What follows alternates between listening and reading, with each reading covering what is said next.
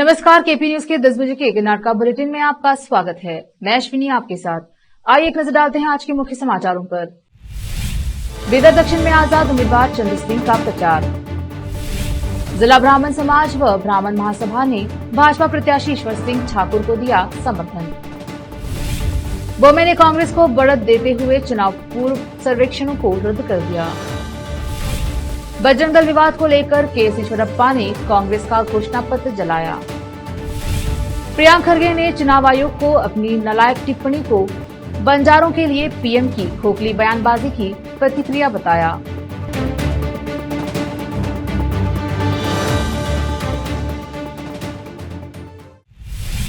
समाचारों का सिलसिला शुरू करते हुए देखते हैं समाचार विस्तार से। पहले समाचार स्थानीय।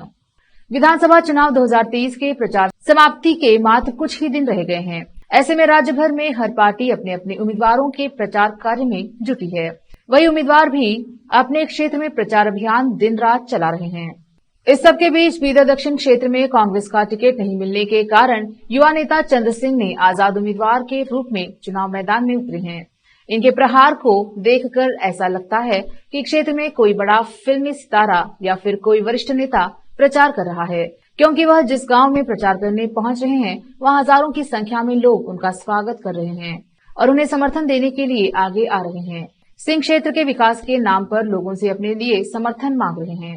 लोग सिंह से सहमत होकर समर्थन देने का आश्वासन दे रहे हैं। विशेष संवाददाता की रिपोर्ट। राज्य और अंतर्राष्ट्रीय स्तर पर ब्राह्मण समुदाय का प्रतिनिधित्व करने वाले भव्य संगठन अखिल कर्नाटक ब्राह्मण महासभा के राज्य कार्यकारी सदस्य और जिला अध्यक्ष वेंकटराव मोरखंडीकर ने के नेतृत्व में महासभा के पदाधिकारी, महिला इकाई के पदाधिकारी, समुदाय के सदस्य और युवा एकत्रित हुए और भारतीय जनता पार्टी के उम्मीदवार ईश्वर सिंह ठाकुर को समर्थन देने का फैसला किया है।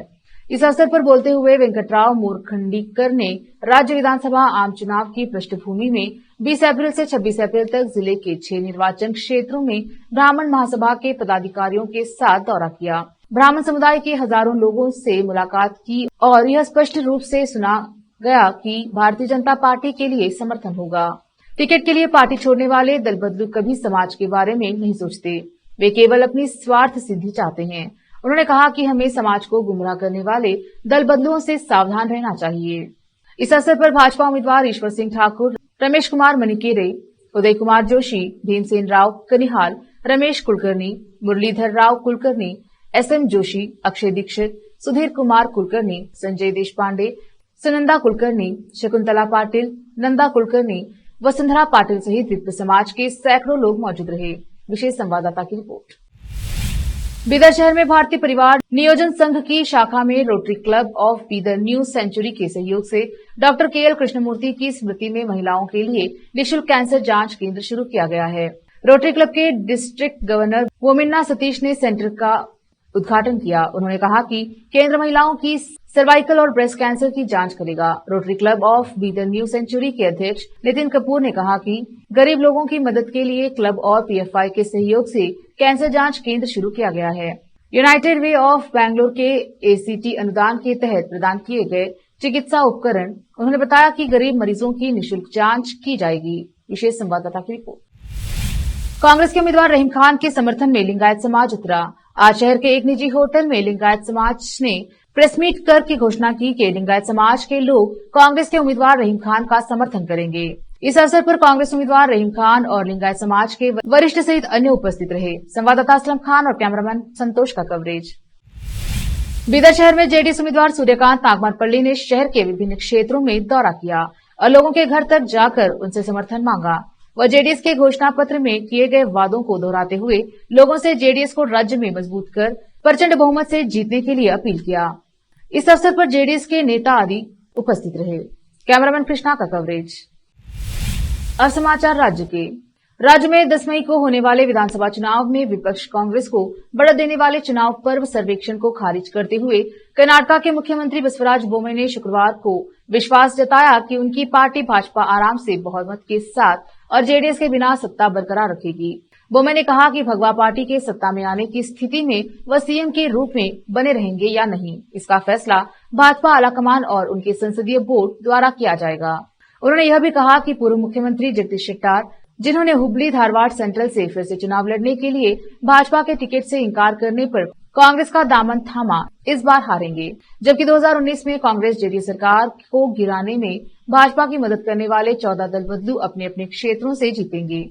बोम्मे ने यह भी आरोप लगाया कि कांग्रेस चुनावी चर्चा को बहुमत निचले स्तर पर ले गई है। बोम्मे ने कहा कि कांग्रेस के लिए कोई बढ़त नहीं थी। हम जानते हैं कि सर्वेक्षण कैसे किए जाते हैं। मैं एक आरामदायक बहुमत की उम्मीद कर रहा हूं। उन्होंने कहा, जेडीएस से समर्थन लेने का कोई मौका नहीं है।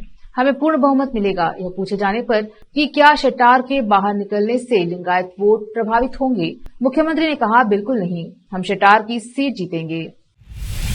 सत्ता में आने पर बजरंग दल पर प्रतिबंध लगाने के कांग्रेस के चुनावी घोषणा पत्र के प्रस्ताव का विरोध करते हुए भाजपा के वरिष्ठ नेता के.एस. ईश्वरप्पा ने एक संवाददाता सम्मेलन में सबसे पुरानी पार्टी के घोषणा पत्र की एक प्रति जलाई।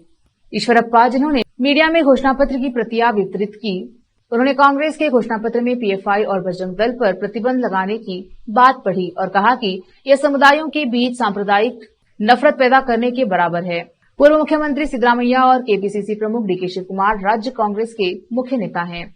वे घोषणा पत्र का मसौदा तैयार करने के लिए जिम्मेदार हैं। भारत के चुनाव आयोग को उनके खिलाफ मुकदमा दर्ज करना चाहिए और उनकी गिरफ्तारी का निर्देश देना चाहिए। उन्होंने कहा, राज्य सरकार के अनुरोध पर केंद्र द्वारा पीएफआई पर पहले ही प्रतिबंध लगा दिया गया है। इसी बीच कलबुर्गी जिले में मौजूदा एआईसीसी अध्यक्ष मल्लिकार्जुन खड़गे ने इस घटना पर प्रतिक्रिया व्यक्त करते हुए कहा कि यह कर्नाटक के लोगों का अपमान है। उन्होंने कहा, कोई भी घोषणा पत्र की सामग्री को पसंद या नापसंद कर सकता है, लेकिन इसे जलाना अच्छी बात नहीं है। रोकते हैं समाचारों का सिलसिला, लेते हैं छोटा सा ब्रेक, जल्द लौटेंगे ब्रेक के बाद। हिंदुस्तान के हर कोने में हम हैं मौजूद। 24 घंटे हालात पर गहरी नजर, खबरों से जुड़े चुपते सवालात और आपको दिखाता है धार्मिक, सामाजिक, राजनीतिक, लोकल और इंटरनेशनल न्यूज की सबसे बेहतर कवरेज,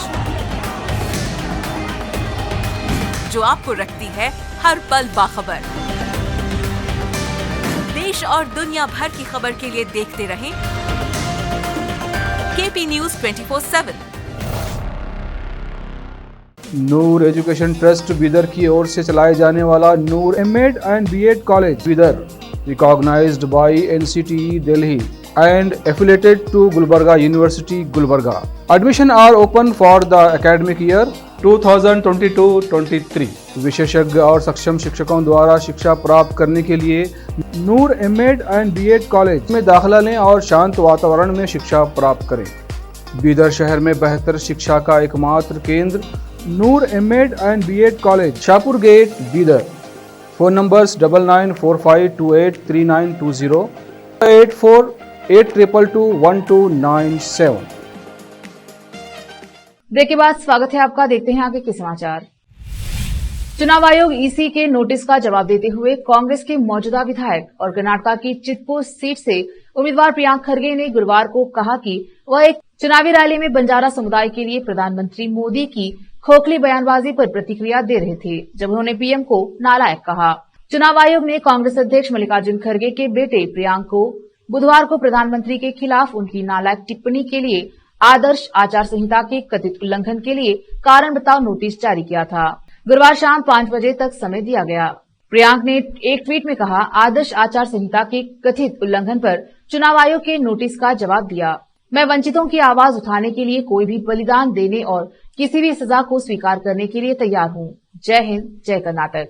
उन्होंने अपने खिलाफ चुनाव आयोग को भाजपा की शिकायत में लगाए गए आरोपों से इंकार किया कि उन्होंने मतदाताओं के बीच असंतोष पैदा करने के लिए कथित रूप से अपमानजनक भाषा का इस्तेमाल किया और जाति का हवाला दिया। प्रियांक ने कहा कि वह वंचितों की आवाज उठाने के लिए कोई भी सजा स्वीकार करने के लिए तैयार हैं।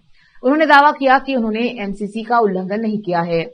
चुनाव आयोग के नोटिस में कहा गया था कि प्रथम दृष्टया ऐसा लगता है कि खड़गे ने नेताओं के निजी जीवन पर हमलों के खिलाफ एमसीसी प्रावधानों का उल्लंघन किया है। अनुभवी देशपांडे की नजर रिकॉर्ड 9वीं बार जीत पर कहते हैं कि उनका आखिरी चुनाव हो सकता है। इस साल विधानसभा चुनाव 9वीं बार जीतने पर कर्नाटक में रिकॉर्ड बनाने की कोशिश कर रहे कांग्रेस के वरिष्ठ नेता आरवी देशपांडे ने कहा कि उनका आखिरी चुनाव हो सकता है और उन्होंने कहा कि वह ऐसे व्यक्ति नहीं हैं जो मुख्यमंत्री पद के लिए चुनाव लड़ेंगे।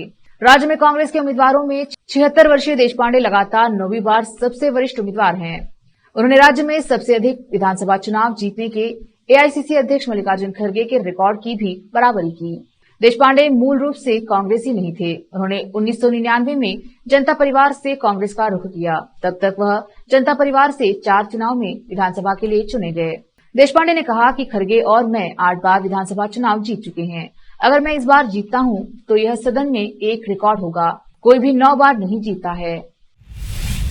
मई को होने वाले कर्नाटक विधानसभा चुनाव के दौरान भारतीय स्टेट बैंक ने अप्रैल में 970.50 करोड़ रुपए के चुनावी बॉन्ड बेचे, जो कर्नाटक में पिछले चुनाव से ठीक पहले बेचे गए चुनावी बॉन्ड के मूल्य का लगभग 9 गुना था।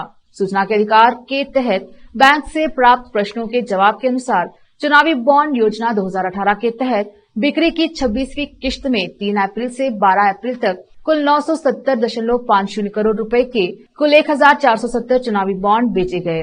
एसबीआई ने मंगलवार को पारदर्शिता प्रचारक कमोडोर लोकेश बत्रा को अपने आरटीआई जवाब में यह जानकारी दी। बेंगलुरु वासियों को असुविधा से बचाने के लिए बीजेपी ने प्रधानमंत्री मोदी के 36 किलोमीटर के 8 घंटे के रोड शो को 2 दिनों शनिवार और रविवार में विभाजित करने का फैसला किया। मोदी शनिवार को सुबह 10 बजे से दोपहर 1:30 बजे तक एक बेंगलुरु में रोड शो करेंगे। यह तिपसंद्रा में केम्पेगौड़ा प्रतिमा से शुरू होगी और ब्रिगेड रोड पर युद्ध स्मारक पर समाप्त होगी। रविवार 7 मई को पीएम का रोड शो भी सोमेश्वर सभा भवन आरबीआई लेआउट से सुबह 10 बजे शुरू होगा और काडू मल्लेश्वर मंदिर संपिगे रोड मल्लेश्वरम पर समाप्त होगा। रोड शो राज्य की राजधानी में 28 में से 19 विधानसभा क्षेत्रों को कवर करेगा। सोमवार 8 मई को 10 मई को होने वाले मतदान के लिए प्रचार का आखिरी दिन है। भाजपा राज्य चुनाव समन्वय समिति की संयोजक और केंद्रीय मंत्री शोभा करंदलाजे ने कहा कि पार्टी ने शनिवार को पूरे दिन रोड शो करने पर लोगों को होने वाली समस्याओं के बारे में व्यक्त की गई चिंताओं पर ध्यान दिया और इसे 2 दिनों में फैलाने का फैसला किया। समाचार एजेंसी पीटीआई ने बताया कि कर्नाटक के बंगारपेट तालुके में एक विला से 4.5 करोड़ रुपए से अधिक की बेहिसाब नकदी जब्त की गई। गुप्त सूचना के आधार पर पुलिस ने एक रियल्टर की कार पर छापा मारा, जिसमें बोरे में नकदी बरामद हुई। फिर से एक नजर आज के मुख्य समाचारों पर। बीदर दक्षिण में आजाद उम्मीदवार चंद्र सिंह का प्रचार। जिला ब्राह्मण समाज व ब्राह्मण महासभा ने भाजपा प्रत्याशी ईश्वर सिंह ठाकुर को दिया समर्थन। बोमे ने कांग्रेस को बढ़त देते हुए चुनाव पूर्व सर्वेक्षणों को रद्द कर दिया। बजरंग दल विवाद को लेकर केएस ईश्वरप्पा ने कांग्रेस का घोषणा पत्र जलाया। प्रियंका खड़गे ने चुनाव आयोग को अपनी नालायक टिप्पणी को बंजारों के लिए पीएम की खोखली बयानबाजी की प्रतिक्रिया बताया।